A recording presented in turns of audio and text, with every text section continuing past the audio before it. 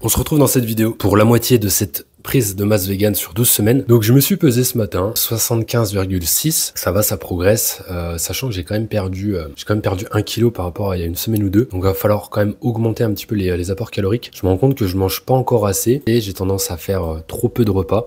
Je dirais, je fais entre 2 et 3 repas par jour. Donc c'est un petit peu plus compliqué forcément pour avoir assez de calories. Et là aujourd'hui, je vais te montrer donc 24 heures de repas. Donc on est parti directement pour cette journée 24 heures de repas vegan en prise de masse. Alors juste avant de partir sur les repas, je vais te montrer une petite routine que je fais le matin quand je me réveille pour m'étirer, tout simplement, hein, pour activer le corps et puis sans que ce soit vraiment quelque chose de trop complexe, assez facile à mettre en place. J'essaie de le faire minimum une fois, si possible 2 fois par jour. Et puis voilà, ça va m'aider à récupérer de la séance de la veille, la séance d'entraînement, sachant que je fais 3 séances d'entraînement, 3 entraînements par semaine, 3 séances de 1 heure. Donc je te montre la routine et puis après on est parti directement pour les repas.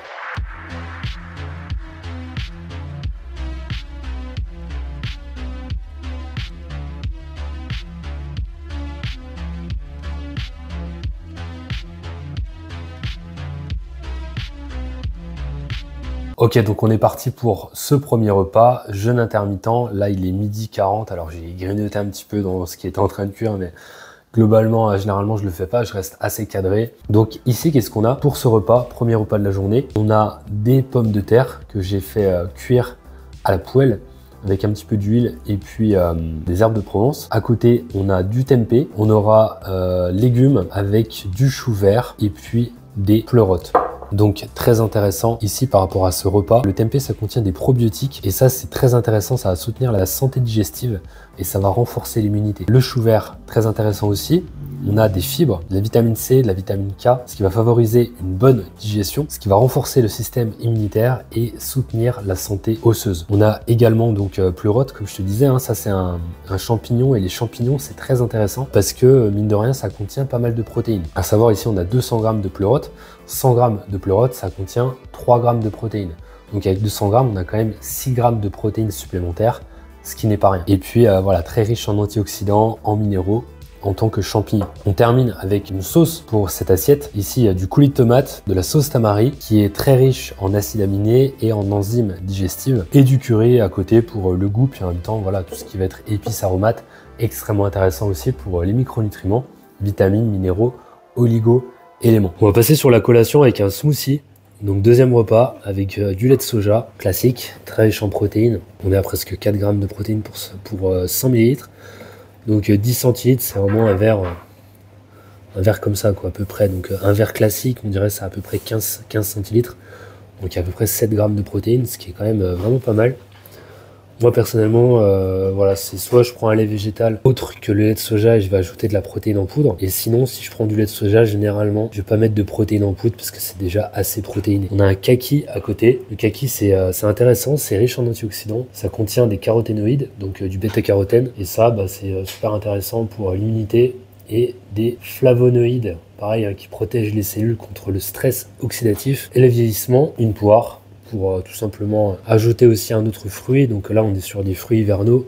Le kaki et la poire sont des fruits divers. Le jus d'un demi-citron, très très riche en vitamine C, et du beurre de cacahuète, ça va permettre d'ajouter des lipides intéressants. C'est aussi protéiné, entre 2 et 3 g de protéines pour une cuillère à soupe. Et puis en même temps, ce qui est intéressant avec le gras, c'est que ça va ralentir l'index glycémique général de ce qu'on mange. Donc on va mixer tout ça et ça va nous faire un bon smoothie.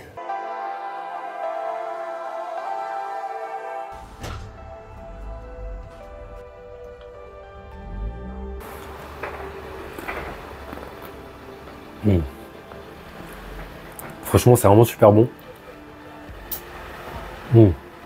C'est crémeux. C'est pas trop sucré. On a l'impression d'une sorte de milkshake. C'est délicieux. Ça se marie super bien ensemble. Testez ça. Je pense qu'il y a moyen de faire une crème glacée avec. C'est super bon.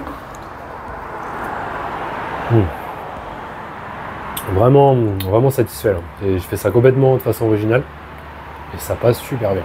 On arrive sur le repas du soir et là ça va être une soupe. Voilà, c'est l'hiver, donc on va faire quelque chose de sympa. Soupe protéinée avec des lentilles corail.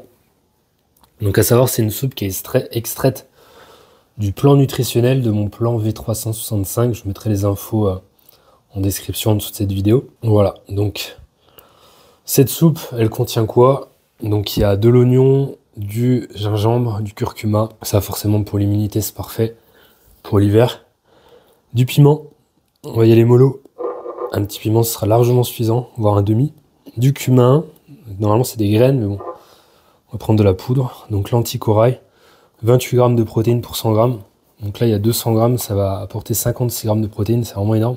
On va voir ce que ça donne en termes de quantité. Je vais peut-être pas tout consommer non plus, mais je vais suivre le protocole. Ensuite, on a du bouillon végétal, sans huile de palme si possible, du lait de coco, de l'huile d'olive, de la coriandre, avocat, bonne source de lipides, le demi-citron qui restait tout à l'heure, la vitamine C, du sel et du poivre noir. Donc en gros, l'idée, ça va être de cuire, de faire un bouillon de légumes ici, et puis ensuite de cuire les lentilles corail, et puis à peu près de mixer tout, il n'y a pas vraiment de secret, et puis voilà, on va voir ce que ça a donné.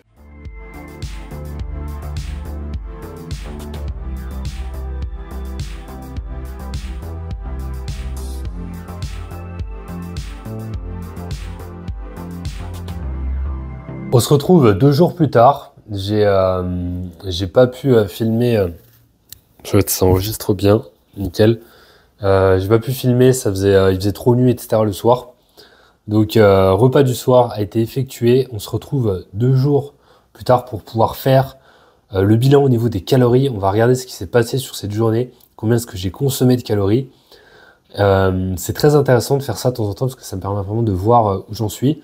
Et puis je me suis rendu compte qu'en fait je mangeais pas assez et qu'il fallait que vraiment j'augmente un petit peu les quantités parce que sinon j'aurais vraiment plus de mal à prendre du poids, bien évidemment, mais aussi à prendre de la force et améliorer mes performances, parce que c'est directement lié au poids. C'est très important à comprendre, d'accord? Donc voilà, on va voir directement ce que ça donne sur Chronometer, c'est l'application que j'utilise pour traquer les calories.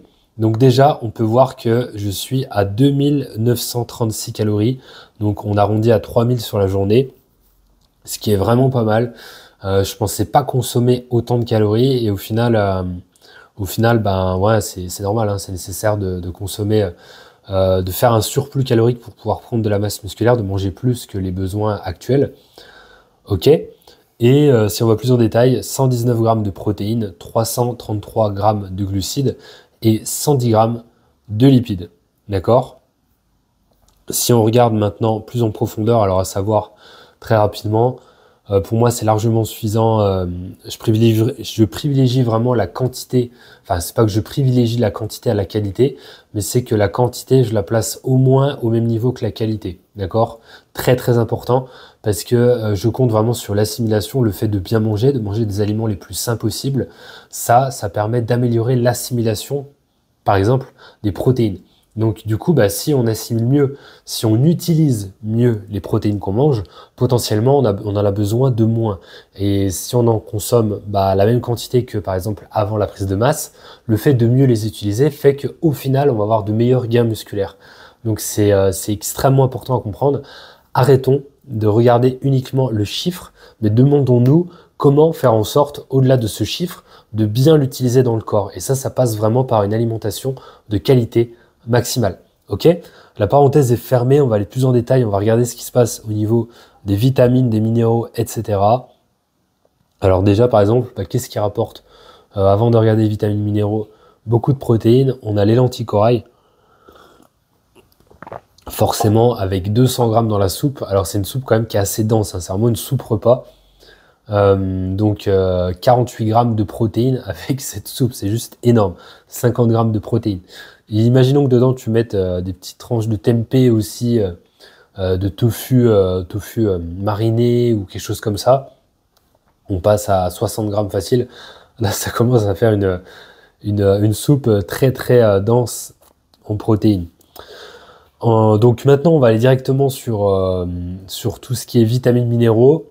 Donc, alors vitamine B, quasi tout est atteint. Il y a juste la vitamine B1 qui est à 90%. Voilà, on peut le voir ici.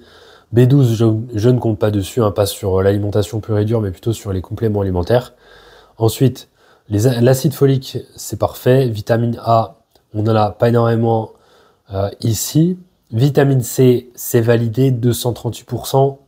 plus de 2 fois les taux recommandés journaliers.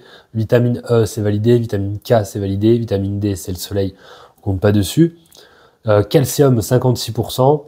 Qu'est-ce qu'on aurait pu mettre pour manger, avoir un peu plus de calcium, sachant que en fait, on n'a pas d'aliment phare, c'est pour ça. Hein. Si j'avais mis par exemple des graines de sésame, bah là, ça aurait boosté le calcium.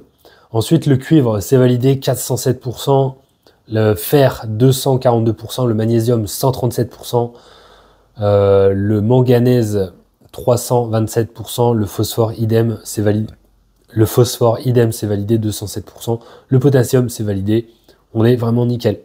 Il y a simplement le sélénium, voilà, qui est pas validé ici.